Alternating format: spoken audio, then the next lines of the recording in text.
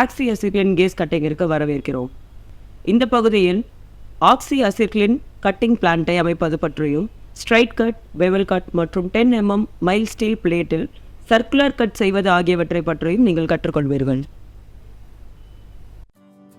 ஆக்சி-அசிட்டலின் தொழிற்கூடத்தை எப்படி அமைப்பது என்று பார்க்கலாம். ஆக்சி-அசிட்டலினின் நோக்கம் மைல்டு ஸ்டீலை அறுப்பது. ஆக்சிஜன் மற்றும் அசிட்டலினின் கலவை 3100 டிகிரி முதல் 3300 டிகிரி செல்சியஸ் வெப்பத்தில் தீவிரமான ஃப்ளேமாக எரிந்து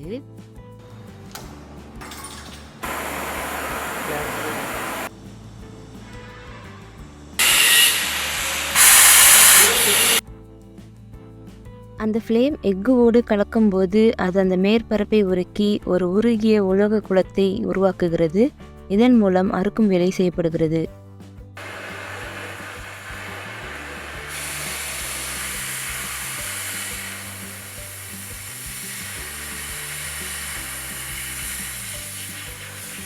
அனைத்து பாதுகாப்பு முறைகளையும் பயன்படுத்தி சரியான விதத்தில் கையாண்டால் ஆக்சி-அசிட்டலின் உபகரணம் மிகவும் பாதுகாப்பானது. கவனக்குறைவோடு பயன்படுத்தினால் மிகவும் ஆபத்தானதாக ஆகிவிடும்.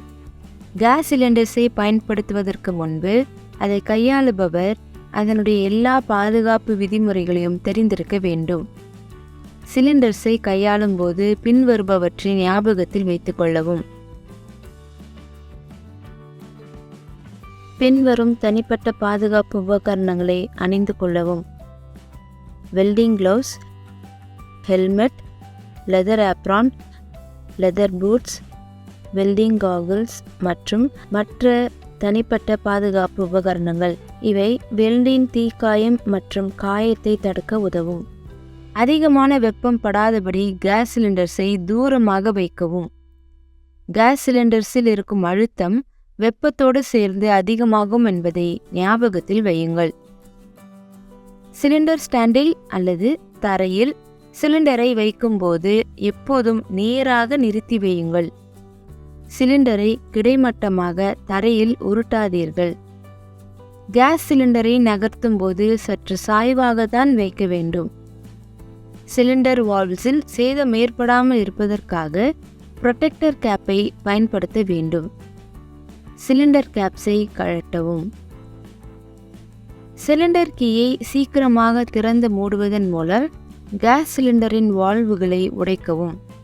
இப்படி செய்வது ரெகுலேட்டருக்குள் தூசி சென்று ரெகுலேட்டர் சேதமாகாதபடி தடுக்கும்.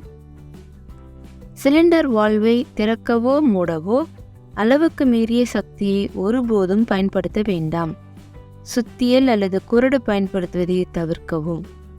கேஸ் சிலிண்டரின் பக்கத்தில் ஸ்மோக்கிங் அல்லது நேக்கட் லைட்ஸ் கண்டிப்பாக தடை செய்யப்பட வேண்டும். கேஸ் சிலிண்டரின் மேல் பற்ற வைப்பதோ அல்லது நேரடியாக கேஸ் ஃப்ளேமை காட்டுவதோ கண்டிப்பாக செய்யக்கூடாது. சிலிண்டரை திறக்கும்போது எப்போதும் வால்வ் அவுட்லெட்டிற்கு எதிர்புறமாக நிற்கவும்.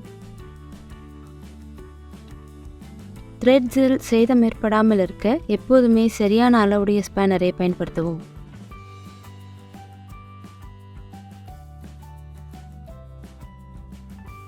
கேஸ் வெல்டிங்கின் த்ரெட்டட் தொகுப்பில் ஒருபோதும் மசகுவை தடவ வேண்டாம். இது தீயை உண்டாக்கும். வால்வை இயக்க பயன்படுத்தப்படும் ஸ்கொயர் ராட் சேதமாகாமல் தடுக்க எப்போதும் சரியான அளவுடைய கீயை பயன்படுத்தவும்.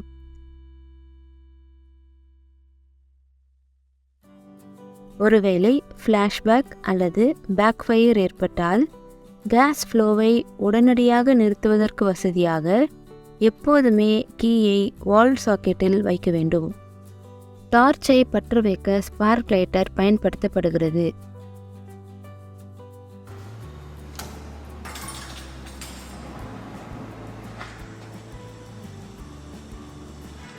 வெல்டிங் செய்யும்போது எப்போதுமே ஸ்பார்க் லைட்டரை பயன்படுத்தியே டார்ச்சை லைட் செய்வதை பழக்கமாக்கிக் கொள்ளுங்கள்.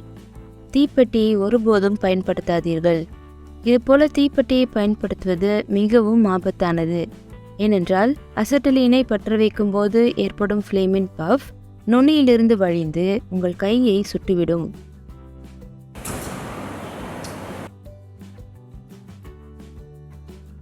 எப்போதுமே ஹோஸ் கிளிப்ஸை வைத்து முனைகளை இணைத்து வையுங்கள். அப்போதுதான் நல்ல பிடிமானம் கிடைக்கும். கேஸ் லீக்கேஜும் தவிர்க்கலாம். அசிட்டலின் இணைப்புகளை பரிசோதிப்பதற்கு சோப் தண்ணீர் கலவையையும் ஆக்சிஜன் இணைப்புகளை பரிசோதிப்பதற்கு சுத்தமான தண்ணீரையும் பயன்படுத்துங்கள்.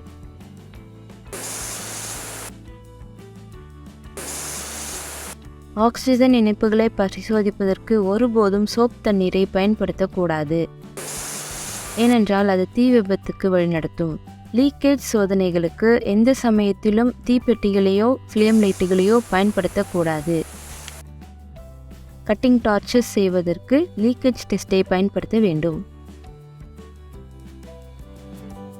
Recap. ஆக்சி-அசிட்டிலின் பிளான்ட்டை அமையுங்கள். ஆபரேட்டர் எல்லா பாதுகாப்பு விதிகளையும் நன்றாக தெரிந்து வைத்திருப்பது மிகவும் முக்கியம். ஃப்ளேம் எஃகுவோடு கலக்கும்போது அது அந்த மேற்பரப்பை உருக்கி ஒரு உருகிய உலோக குளத்தை உருவாக்குகிறது. இதன் மூலம் அறுக்கும் வேலை செய்யப்படுகிறது. எப்போதுமே கீயை வால்வ் சாக்கெட்டில் வைக்க வேண்டும். கட்டிங் டார்ச்சஸ் செய்வதற்கு லீக்கேஜ் டெஸ்டை பயன்படுத்த வேண்டும்.